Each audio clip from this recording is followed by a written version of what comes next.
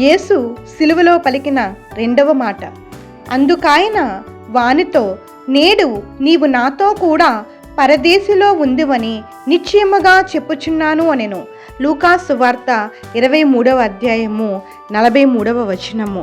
పాపులను రక్షించుటకు క్రీస్తు యేసు లోకమునకు వచ్చెను అని వ్రాయబడిన ప్రకారము ఆయన సిలువలో ఒక పాపిని రక్షించారు, పాపాన్ని క్షమించి పాపక్షమాపణ దయచేశారు.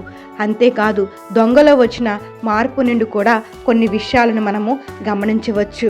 ఆ దొంగ దేవునికి భయపడుతున్నారు. మరి మనము కూడా దేవునికి భయపడాలి. తన తప్పు తెలుసుకుని పశ్చాత్తాపడుతున్నాడు. మనం కూడా పశ్చాత్తాపడాలి. దొంగ యేసుని రక్షకుడుగా భావించారు.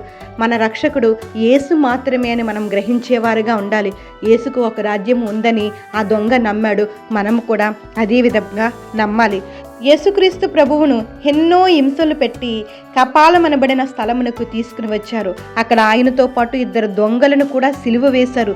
2 దొంగలు యేసు ప్రభు వారితో మాట్లాడారు. నేరస్తులలో ఒకడు ఆయనను దూషించుచు, నువ్వు క్రీస్తువు కదా, నిన్ను రక్షించుకొనుము, నీతో పాటు మమ్మల్ని కూడా రక్షించుము అని చెప్పెను.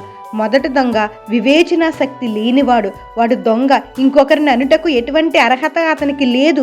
కానీ వాడు ప్రభువుని దూషిస్తున్నాడు, ప్రశ్నిస్తున్నాడు, సలహా ఇస్తున్నాడు. ఆయనను దూషించడానికి వీడు ఏ పార్టీ వాడు?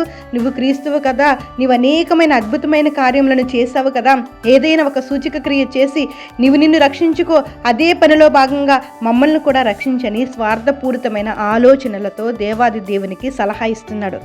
ఇది మొదటి దొంగ పరిస్థితి. ఇక మరి ఒక దొంగను గురించి మనం చూద్దాం.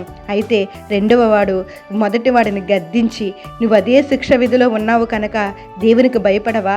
మనకైతే ఇది న్యాయమే, మనము చేసిన వాటికి తగిన ఫలం మనం పొందుతున్నాము. కానీ ఈయన ఏ తప్పుదము చేయలేదని చెప్పి ఆయనను చూసి, యేసు, నీవు నీ రాజ్యములోనికి వచ్చినప్పుడు నన్ను జ్ఞాపకం చేసుకొనిమనెను. రెండవ దొంగ పాపాన్ని ఒప్పుకునే స్వభావం కలవాడు.